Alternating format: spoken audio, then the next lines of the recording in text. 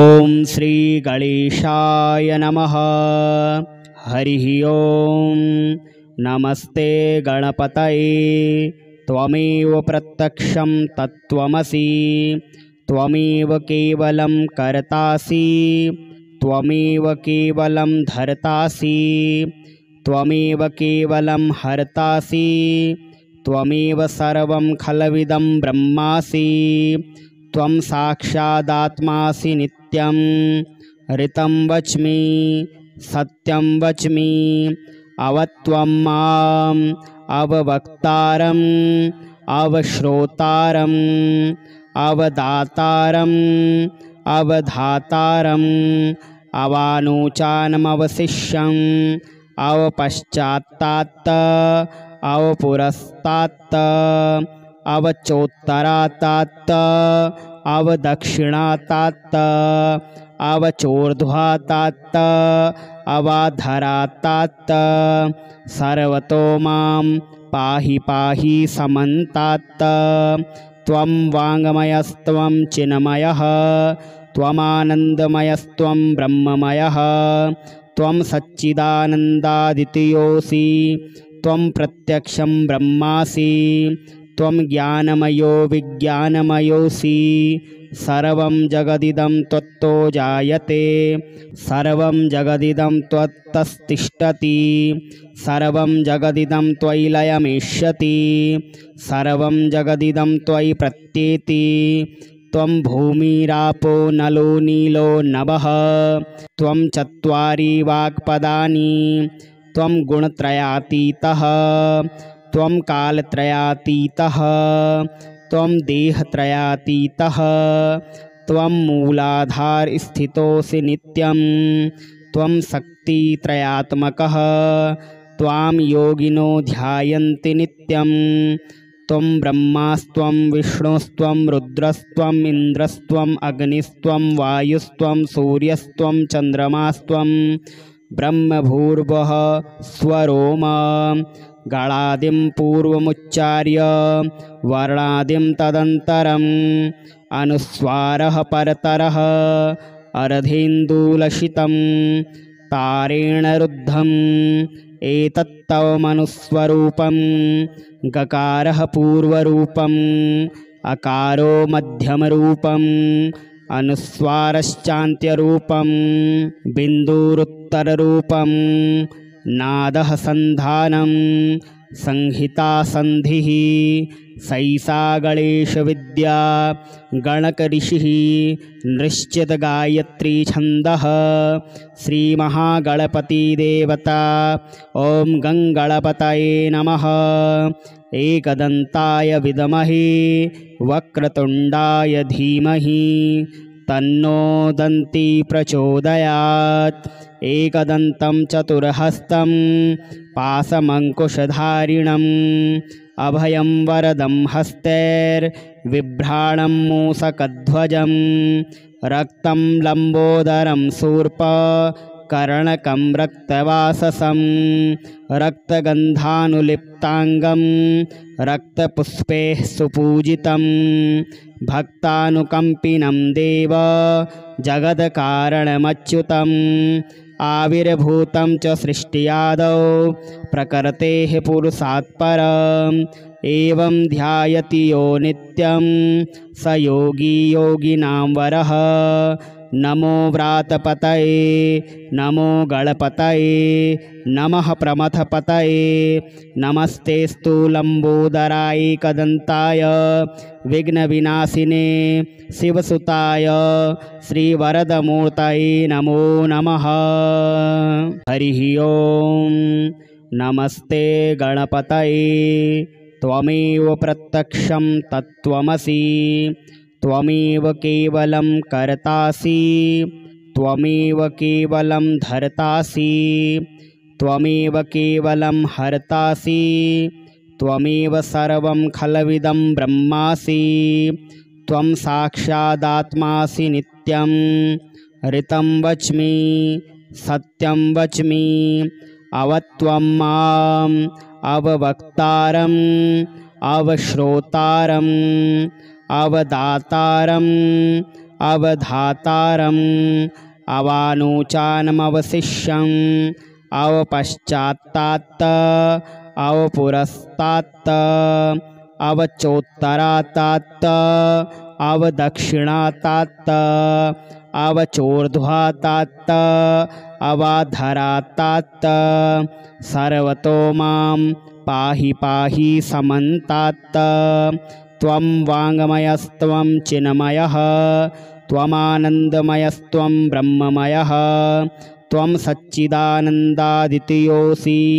त्वं प्रत्यक्षं ब्रह्मासि त्वं ज्ञानमयो विज्ञानमयोऽसि सर्वं जगदिदं त्वत्तो जायते सर्वं जगदिदं त्वत्तस्तिष्ठति सर्वं जगदिदं त्वयि लयमेष्यति सर्वं जगदिदं त्वयि प्रत्येति त्वं भूमिरापो नलो नीलो नभः त्वं चत्वारि वाक्पदानि त्वं गुणत्रयातीतः त्वं कालत्रयातीतः त्वं देहत्रयातीतः त्वं मूलाधारस्थितोऽसि नित्यं त्वं शक्तित्रयात्मकः त्वां योगिनो ध्यायन्ति नित्यं त्वं ब्रह्मास्त्वं विष्णुस्त्वं रुद्रस्त्वम् इन्द्रस्त्वम् अग्निस्त्वं वायुस्त्वं सूर्यस्त्वं चन्द्रमास्त्वं ब्रह्मभूर्भुवः स्वरोमा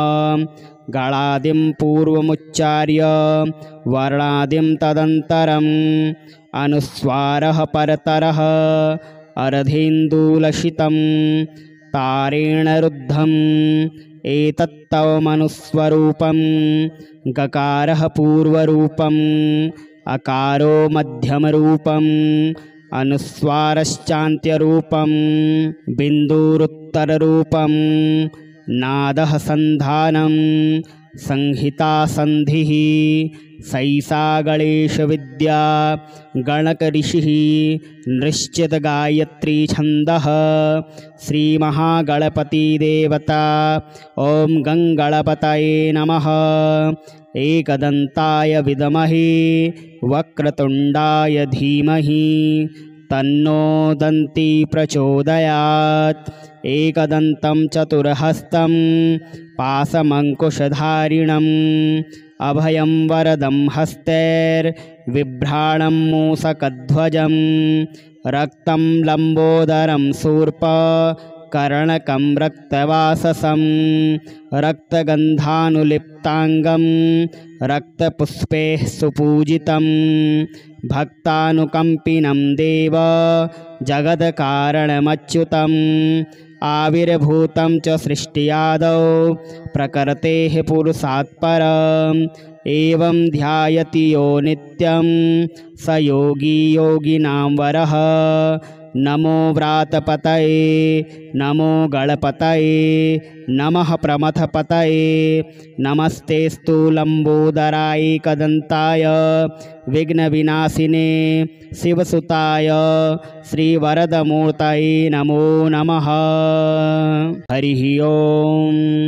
नमस्ते गणपतये त्वमेव प्रत्यक्षं तत्त्वमसि त्वमेव केवलं कर्तासि त्वमेव केवलं धर्तासि त्वमेव केवलं हर्तासि त्वमेव सर्वं खलविदं ब्रह्मासि त्वं साक्षादात्मासि नित्यं ऋतं वच्मि सत्यं वच्मि अवत्वं माम् अववक्तारम् अवश्रोतारम् अवदातारम् अवधातारम् अवानुचानमवशिष्यम् अवपश्चात्तात् अवपुरस्तात् अवचोत्तरात् अवदक्षिणात् अवचोर्ध्वात् अवाधरात् सर्वतो मां पाहि पाहि समन्तात्। त्वं वाङ्मयस्त्वं चिन्मयः त्वमानन्दमयस्त्वं ब्रह्ममयः त्वं सच्चिदानन्दादितयोऽसि त्वं प्रत्यक्षं ब्रह्मासि त्वं ज्ञानमयो विज्ञानमयोऽसि सर्वं जगदिदं त्वत्तो जायते सर्वं जगदिदं त्वत्तस्तिष्ठति सर्वं जगदिदं त्वयि लयमेष्यति सर्वं जगदिदं त्वयि प्रत्येति त्वं भूमिरापो नलो नीलो नभः त्वं चत्वारि वाक्पदानि त्वं गुणत्रयातीतः त्वं कालत्रयातीतः त्वं देहत्रयातीतः त्वं मूलाधारस्थितोऽसि नित्यं त्वं शक्तित्रयात्मकः त्वां योगिनो ध्यायन्ति नित्यं त्वं ब्रह्मास्त्वं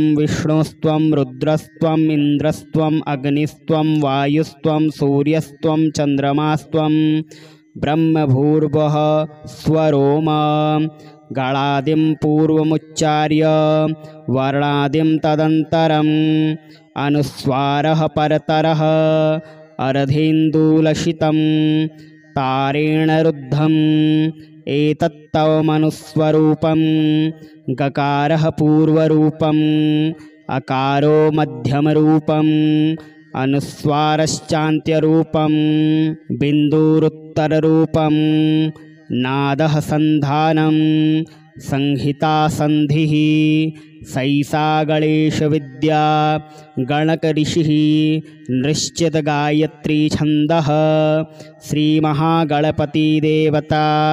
ॐ गङ्गणपतये नमः एकदन्ताय विद्महे वक्रतुण्डाय धीमहि तन्नो दन्ती प्रचोदयात् एकदन्तं चतुर्हस्तं पाशमङ्कुशधारिणम् अभयं वरदं हस्तैर्बिभ्राणं मूषकध्वजं रक्तं लम्बोदरं शूर्पकर्णकं रक्तवाससं रक्तगन्धानुलिप्ताङ्गं रक्तपुष्पैः सुपूजितं भक्तानुकम्पिनं देव जगत्कारणमच्युतम् आविर्भूतं च सृष्टियादौ प्रकृतेः पुरुषात् परम् एवं ध्यायति यो नित्यं स योगी योगिनां वरः नमो व्रातपतये नमो गणपतये नमः प्रमथपतये नमस्तेस्तु लम्बोदराय एकदन्ताय विघ्नविनाशिने शिवसुताय श्रीवरदमूर्तये नमो नमः। हरिः ओं। नमस्ते गणपतये त्वमेव प्रत्यक्षं तत्त्वमसि त्वमेव केवलं कर्तासि त्वमेव केवलं धर्तासि त्वमेव केवलं हर्तासि त्वमेव सर्वं खलविदं ब्रह्मासि त्वं साक्षादात्मासि नित्यं ऋतं वच्मि सत्यं वच्मि अवत्वं माम् अववक्तारम् अवश्रोतारम् अवदातारम् अवधातारम् अवानुचानमवशिष्यम् अवपश्चात्तात् अवपुरस्तात् अवचोत्तरात् अवदक्षिणात् अवचोर्ध्वात् अवाधरात् सर्वतो मां पाहि पाहि समन्तात् त्वं वाङ्मयस्त्वं चिन्मयः त्वमानन्दमयस्त्वं ब्रह्ममयः त्वं सच्चिदानन्दादितयोऽसि त्वं प्रत्यक्षं ब्रह्मासि त्वं ज्ञानमयो विज्ञानमयोऽसि सर्वं जगदिदं त्वत्तो जायते सर्वं जगदिदं त्वत्तस्तिष्ठति सर्वं जगदिदं त्वयि लयमेष्यति सर्वं जगदिदं त्वयि प्रत्येति त्वं भूमिरापो नलो नीलो नभः त्वं चत्वारि वाक्पदानि त्वं गुणत्रयातीतः त्वं कालत्रयातीतः त्वं देहत्रयातीतः त्वं मूलाधारस्थितोऽसि नित्यं त्वं शक्तित्रयात्मकः त्वां योगिनो ध्यायन्ति नित्यं त्वं ब्रह्मास्त्वं विष्णुस्त्वं रुद्रस्त्वम् इन्द्रस्त्वम् अग्निस्त्वं वायुस्त्वं सूर्यस्त्वं चन्द्रमास्त्वं ब्रह्मभूर्भुवः स्वरोम गणादिं पूर्वमुच्चार्य वर्णादिं तदन्तरम् अनुस्वारः परतरः अर्धेन्दुलसितं तारेण रुद्धम् एतत्तव मनुस्वरूपं गकारः पूर्वरूपम् अकारो मध्यमरूपम् अनुस्वारश्चान्त्यरूपं बिन्दुरुत्तररूपं नादः सन्धानं संहिता सन्धिः सैसा गणेशविद्या गणकऋषिः नृश्चित गायत्री छन्दः श्रीमहागणपतिदेवता ॐ गङ्गणपतये नमः। एकदन्ताय विद्महे वक्रतुण्डाय धीमहि तन्नो दन्ती प्रचोदयात्। एकदन्तं चतुर्हस्तं पाशमङ्कुशधारिणम् अभयं वरदं हस्तैर्बिभ्राणं मूषकध्वजं रक्तं लम्बोदरं शूर्पकर्णकं रक्तवाससं रक्तगन्धानुलिप्ताङ्गं रक्तपुष्पैः सुपूजितं भक्तानुकम्पिनं देव जगत्कारणमच्युतम् आविर्भूतं च सृष्टियादौ प्रकृतेः पुरुषात् परम् एवं ध्यायति यो नित्यं स योगी योगिनां वरः। नमो व्रातपतये नमो गणपतये नमः प्रमथपतये नमस्तेस्तु लम्बोदराय एकदन्ताय विघ्नविनाशिने शिवसुताय श्रीवरदमूर्तये नमो नमः। हरिः ओं। नमस्ते गणपतये त्वमेव प्रत्यक्षं तत्त्वमसि त्वमेव केवलं कर्तासि त्वमेव केवलं धर्तासि त्वमेव केवलं हर्तासि त्वमेव सर्वं खलविदं ब्रह्मासि त्वं साक्षादात्मासि नित्यं ऋतं वच्मि सत्यं वच्मि अवत्वं माम् अववक्तारम् अवश्रोतारम् अवदातारम् अवधातारम् अवानुचानमवशिष्यम् अवपश्चात्तात् अवपुरस्तात् अवचोत्तरात् अवदक्षिणात् अवचोर्ध्वात् अवाधरात् सर्वतो मां पाहि पाहि समन्तात्। त्वं वाङ्मयस्त्वं चिन्मयः त्वमानन्दमयस्त्वं ब्रह्ममयः त्वं सच्चिदानन्दादितयोऽसि त्वं प्रत्यक्षं ब्रह्मासि त्वं ज्ञानमयो विज्ञानमयोऽसि सर्वं जगदिदं त्वत्तो जायते सर्वं जगदिदं त्वत्तस्तिष्ठति सर्वं जगदिदं त्वयि लयमेष्यति सर्वं जगदिदं त्वयि प्रत्येति त्वं भूमिरापो नलो नीलो नभः त्वं चत्वारि वाक्पदानि त्वं गुणत्रयातीतः त्वं कालत्रयातीतः त्वं देहत्रयातीतः त्वं मूलाधारस्थितोऽसि नित्यं त्वं शक्तित्रयात्मकः त्वां योगिनो ध्यायन्ति नित्यं त्वं ब्रह्मास्त्वं विष्णुस्त्वं रुद्रस्त्वम् इन्द्रस्त्वम् अग्निस्त्वं वायुस्त्वं सूर्यस्त्वं चन्द्रमास्त्वं ब्रह्मभूर्भुवः स्वरोम गणादिं पूर्वमुच्चार्य वर्णादिं तदन्तरम् अनुस्वारः परतरः अर्धेन्दुलसितं तारेण रुद्धम् एतत्तव मनुस्वरूपं गकारः पूर्वरूपम् अकारो मध्यमरूपम् अनुस्वारश्चान्त्यरूपं बिन्दुरुत्तररूपं नादः सन्धानं संहिता संधिः सैसा गणेशविद्या गणकऋषिः निश्चितगायत्री छन्दः श्रीमहागणपतिदेवता ॐ गङ्गणपतये नमः। एकदन्ताय विद्महे वक्रतुण्डाय धीमहि तन्नो दन्ती प्रचोदयात्। एकदन्तं चतुर्हस्तं पाशमङ्कुशधारिणम् अभयं वरदं हस्तैर्बिभ्राणं मूषकध्वजं रक्तं लम्बोदरं शूर्पकर्णकं रक्तवाससं रक्तगन्धानुलिप्ताङ्गं रक्तपुष्पैः सुपूजितं भक्तानुकम्पिनं देव जगत्कारणमच्युतम् आविर्भूतं च सृष्टियादौ प्रकृतेः पुरुषात् परम् एवं ध्यायति यो नित्यं स योगी योगिनां वरः।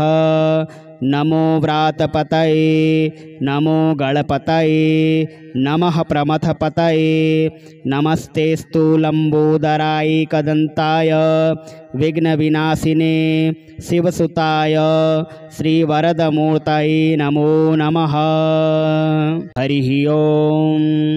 नमस्ते गणपतये त्वमेव प्रत्यक्षं तत्त्वमसि त्वमेव केवलं कर्तासि त्वमेव केवलं धर्तासि त्वमेव केवलं हर्तासि त्वमेव सर्वं खलविदं ब्रह्मासि त्वं साक्षादात्मासि नित्यं ऋतं वच्मि सत्यं वच्मि अवत्वं माम् अववक्तारम् अवश्रोतारम् अवदातारम् अवधातारम् अवानुचानमवशिष्यम् अवपश्चात्तात् अवपुरस्तात् अवचोत्तरात् अवदक्षिणात् अवचोर्ध्वात् अवाधरात् सर्वतो मां पाहि पाहि समन्तात्। त्वं वाङ्मयस्त्वं चिन्मयः त्वमानन्दमयस्त्वं ब्रह्ममयः त्वं सच्चिदानन्दादितयोऽसि त्वं प्रत्यक्षं ब्रह्मासि त्वं ज्ञानमयो विज्ञानमयोऽसि सर्वं जगदिदं त्वत्तो जायते सर्वं जगदिदं त्वत्तस्तिष्ठति सर्वं जगदिदं त्वयि लयमेष्यति सर्वं जगदिदं त्वयि प्रत्येति त्वं भूमिरापो नलो नीलो नभः त्वं चत्वारि वाक्पदानि त्वं गुणत्रयातीतः त्वं कालत्रयातीतः त्वं देहत्रयातीतः त्वं मूलाधारस्थितोऽसि नित्यं त्वं शक्तित्रयात्मकः त्वां योगिनो ध्यायन्ति नित्यं त्वं ब्रह्मास्त्वं विष्णुस्त्वं रुद्रस्त्वम् इन्द्रस्त्वम् अग्निस्त्वं वायुस्त्वं सूर्यस्त्वं चन्द्रमास्त्वं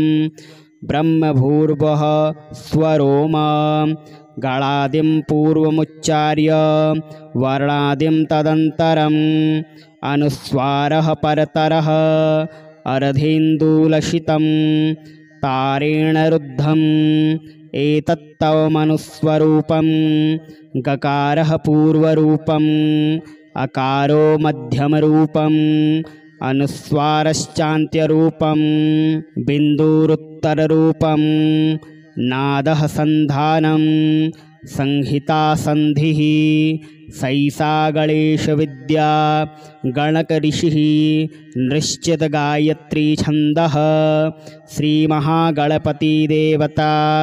ॐ गङ्गणपतये नमः। एकदन्ताय विद्महे वक्रतुण्डाय धीमहि तन्नो दन्ती प्रचोदयात्। एकदन्तं चतुर्हस्तं पाशमङ्कुशधारिणम् अभयं वरदं हस्तैर्बिभ्राणं मूषकध्वजं रक्तं लम्बोदरं शूर्पकर्णकं कर्णकं रक्तवाससं रक्तगन्धानुलिप्ताङ्गं रक्तपुष्पैः सुपूजितं भक्तानुकम्पिनं देव जगत्कारणमच्युतम् आविर्भूतं च सृष्टियादौ प्रकृतेः पुरुषात् परम् एवं ध्यायति यो नित्यं स योगी योगिनां वरः। नमो व्रातपतये नमो गणपतये नमः प्रमथपतये नमस्तेस्तु लम्बोदराय एकदन्ताय विघ्नविनाशिने शिवसुताय श्रीवरदमूर्तये नमो नमः।